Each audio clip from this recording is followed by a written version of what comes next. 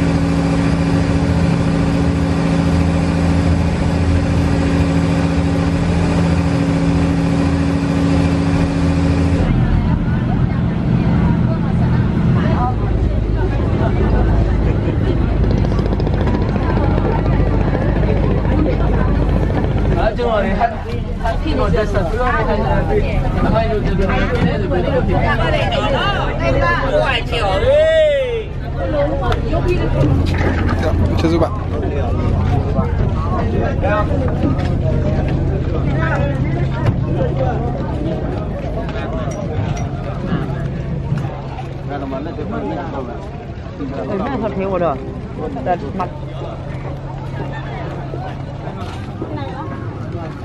Are you? Where you go? I don't know.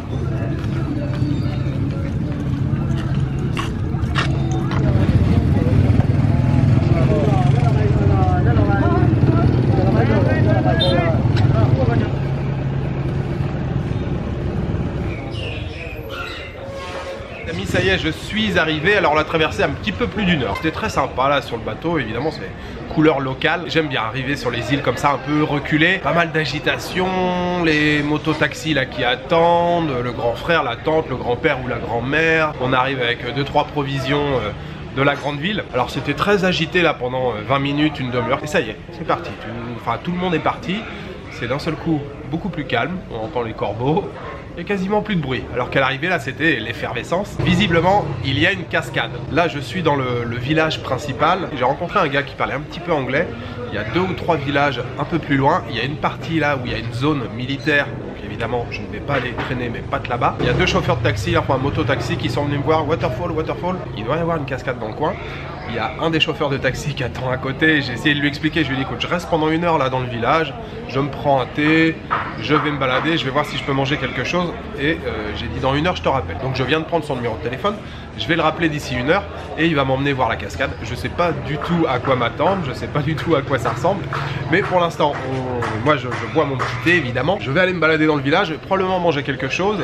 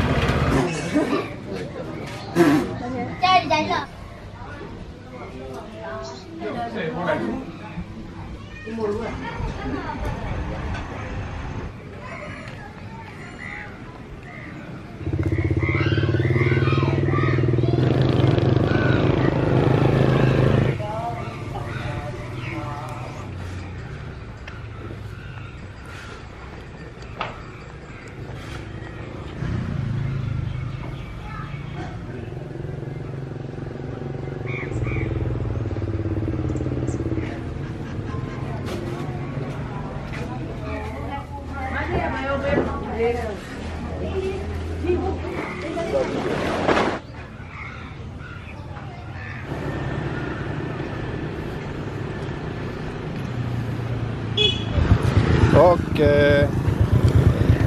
let's go.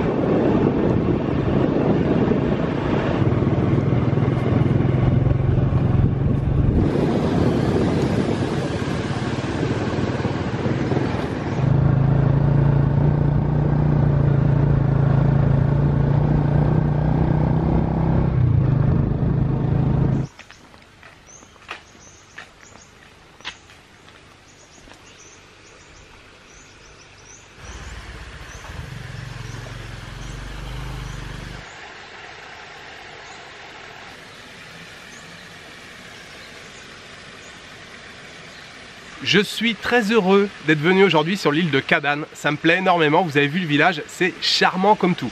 Il y a très peu de circulation, alors il y a quand même quelques motos et il y a aussi quelques voitures. Mais sinon c'est hyper calme. Comme je vous l'ai dit, une fois que le bateau là a déchargé, après quasiment plus un bruit, on entend les oiseaux. Même si dans la rue principale, il y a quand même un petit peu d'activité, il y a quelques restaurants, quelques échoppes, très chouette. J'ai beaucoup aimé, il y a beaucoup d'arbres, les gens très souriants, évidemment, il y a quasiment aucun touriste ici, il n'y a personne, donc voilà, je passe dans la rue, tout le monde, ah, Minga là-bas et tout. Donc le chauffeur de taxi que j'ai trouvé quand je suis arrivé, quand je suis sorti du bateau, bon, il a eu du mal à comprendre que je voulais faire un tour pendant 1 heure dans le village, et donc je l'ai recroisé plusieurs fois. En fait, il m'a suivi. Le premier boubou, je me suis arrêté pour manger un bol de nouilles.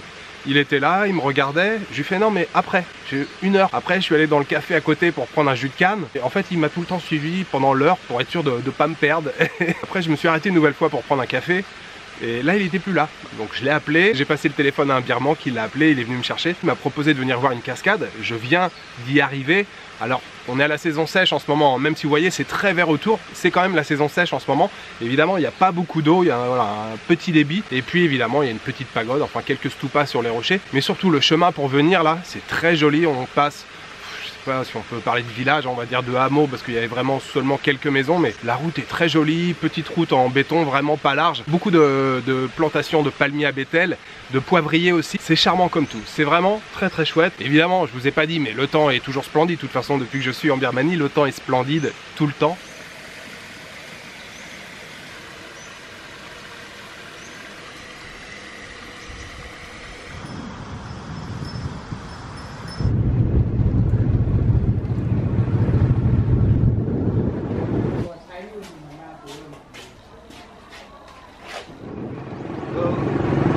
follow.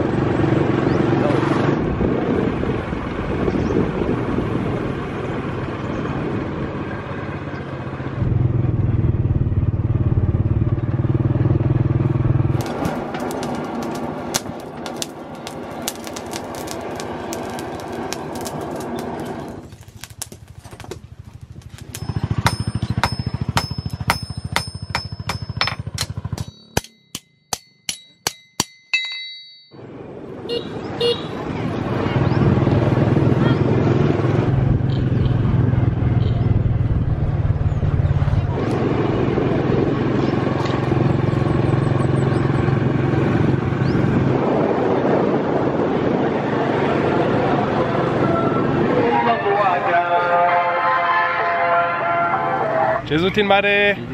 Thank you, my friend. Thank you, Akko.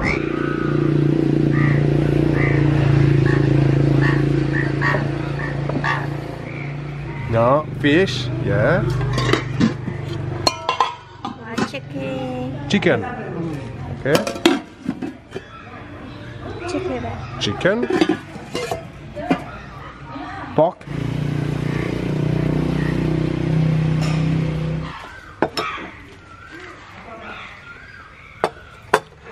Jesu Tin Mare.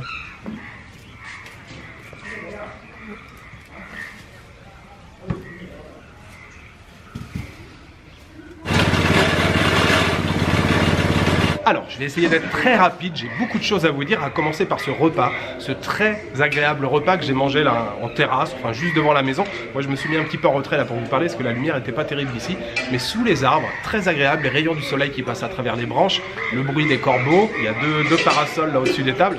Super paisible l'ambiance dans ce village. Alors je pensais manger végétarien, j'avais commandé de la courge cireuse d'un côté et puis un curry de chou-fleur, et finalement je me suis rendu compte qu'il y avait des crevettes avec, et il y avait aussi des crevettes dans le bouillon, même dans la soupe il y avait des crevettes. C'est peut-être la spécialité de l'île de Kadaň de mettre des crevettes partout. En tout cas je me suis régalé, c'était très bon. Je ne sais pas combien ça a coûté, mais c'était parfait. D'ailleurs ce repas j'aimerais le dédier aux tipeurs. Je voudrais remercier aujourd'hui Smithers, Frédéric Damon et Jean Huisman. Merci à vous trois pour votre soutien, et j'ai bien savouré ce repas là en plein air en pensant bien à vous. Merci du fond du cœur. Deuxième chose, l'escapade avec mon taxi driver. C'était très sympa, il parlait pas anglais, hein, juste vraiment quelques mots, mais il était vraiment très cool. Il m'a tchatché tout le long de la route, même si voilà je comprenais pas tout. La cascade, comme je vous l'ai dit, il n'y avait pas un débit énorme, mais le cadre était très agréable, pleine nature. Malheureusement, encore une fois, il y avait pas mal de détritus à traîner, pas mal de plastique. Donc je lui dis ouais, beautiful, c'est joli et tout. Je dis par contre, et je lui montre un emballage plastique là qui était là dans la flotte.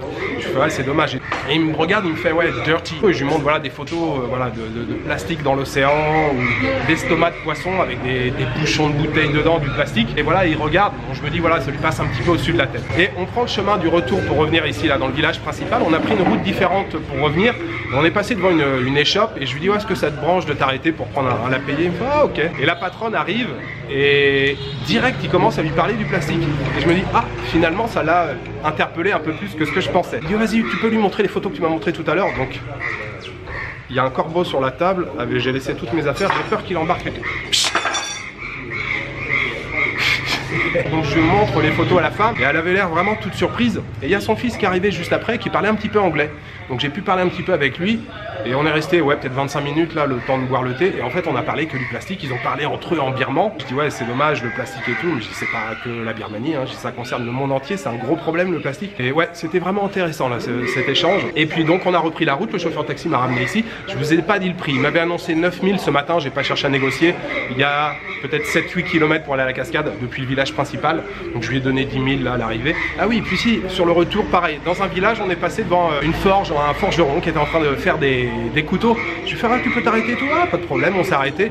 Le gars était en train de faire des couteaux et tout, c'était très sympa. Je me suis arrêté, j'ai fait quelques plans, on a parlé un petit peu. Très sympa cet endroit. Voilà, je crois que j'ai fait le tour. Il est maintenant 13 h, le dernier bateau part à 3 h, donc il me reste 2 heures là tranquille pour me poser avant de reprendre pas la route, mais la mer en direction de Miek.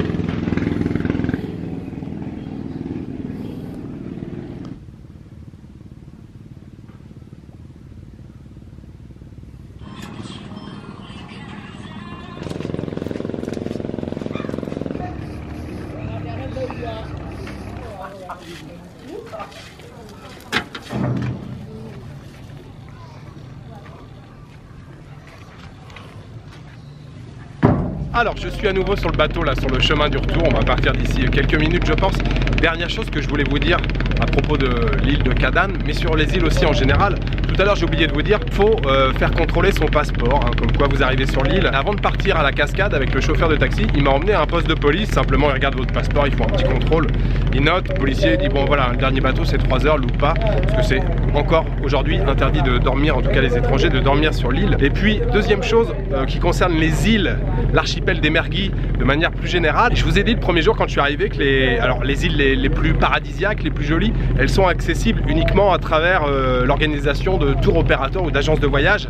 Ça a changé, même si moi les dernières recherches que j'ai fait plutôt sur des blogs même récents, hein, qui n'étaient pas vieux, voilà, c'était bien écrit qu'il fallait passer par des tours opérateurs. J'ai rencontré un birman près du port qui a un bateau et qui propose des excursions sur les îles. Alors je sais pas si c'est légal ou illégal, si tu fais ça en secret comme ça, mais c'est possible d'aller explorer des îles. Il faut traîner un peu le long du port, et le birman que j'ai rencontré, lui il a un bateau, il m'a dit que c'était possible, il m'a montré des photos, il a déjà emmené des touristes sur des îles, alors plus ou moins éloignées, et en termes de prix, évidemment c'est beaucoup moins cher que par des tours opérateurs et que de loger dans des gros resorts de luxe. Lui il proposait alors soit des excursions à la journée, sur l'île la plus proche c'était 30 $, et puis une île un peu plus éloignée, l'île de Mergui, qui s'appelle Mergui, avec de magnifiques plages. Là c'est 45 $ la journée, avec possibilité de dormir sur la plage. C'est dans des tentes, hein, assez simple, il m'a montré des photos, mais c'est possible de visiter l'archipel des Mergui sans passer par une agence et sans payer le prix fort.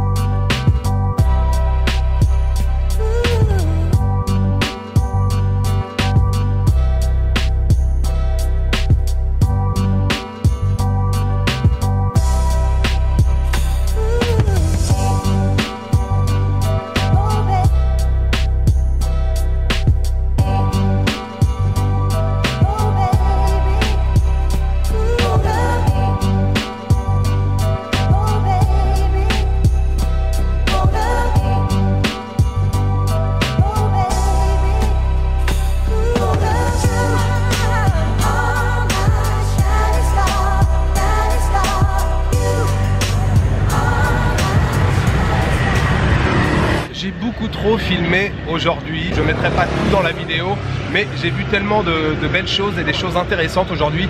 L'île de Kadaň, c'était formidable. J'ai passé vraiment une très belle journée là-bas. Puis en revenant ici ce soir, je me suis dit voilà, je filme pas trop là cette fin d'après-midi parce que sinon ça va être ingérable. Donc je me suis posé, j'ai pris un petit thé. Et ensuite, je voulais manger un burger. Je suis allé dans une adresse qui m'a été conseillée par un Birman que j'ai rencontré à Dawei. Il m'a dit si tu veux manger un burger, c'est là qu'il faut aller.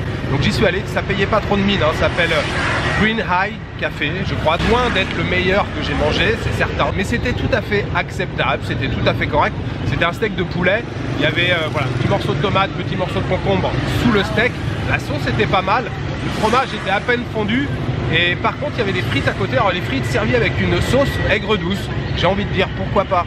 Franchement c'est bien passé et ça a coûté 3200 chiads. Et ensuite j'ai marché un petit peu, je voulais revenir voilà, sur le front de mer là, pour regarder un petit peu le coucher de soleil. Puis finalement je me suis laissé un peu emporter dans un quartier là où il y avait vraiment un mélange d'architecture, des vieilles maisons très anciennes, des maisons en bois mais aussi des maisons bien plus récentes. Donc j'ai marché, en fait je me fais absorber un peu.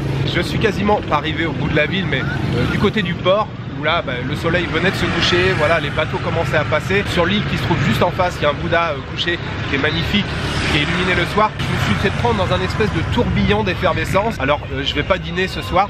J'ai mangé le burger là il y a un petit peu plus d'une heure maintenant, ça m'a calé un petit peu. Et surtout, je termine avec ça. Je suppose que vous l'avez reconnu, un chèque à l'avocat, il est délicieux. Demain les amis, c'est une nouvelle journée à Miek. Oui, je reste encore à Miek. Je vous donnerai un petit peu plus d'informations demain parce que j'ai déjà suffisamment parlé aujourd'hui. Voilà, il me reste juste à vous souhaiter une bonne soirée, une bonne nuit, une bonne après-midi. Je vous donne rendez-vous demain pour une nouvelle journée en Birmanie. Ciao, good night.